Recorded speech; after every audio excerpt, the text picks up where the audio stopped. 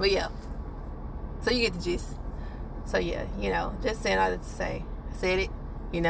Pray your prayers when you need that specific clarity, when you need those things. And it helps too if you also like maybe take like a fast with it as well. If it's really like a season of just supreme uncertainty, you like, Lord, I don't got the answers in no direction. If 8 out of 10 of your questions is I don't know to the answers to those questions, it might be time to go on a light fast. And it's not to say you gotta do the one where they don't eat between such and such time and such time, but like an elimination fast. Because what fasting really come down to is you coming into agreement with God. I'm sacrificing or eliminating something so that I can hear from you, Father.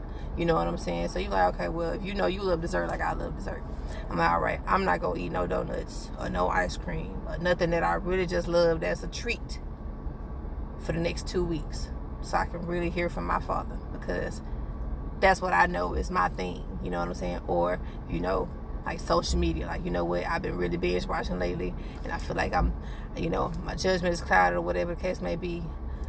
I'm not going to do no social media for the next 2 weeks.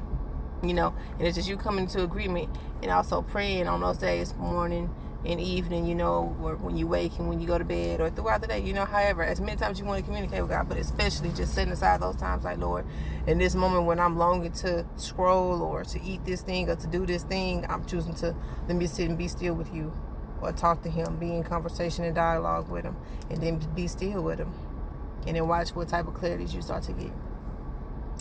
But yeah, y'all, that's it for now. Be blessed, and you have a wonderful week.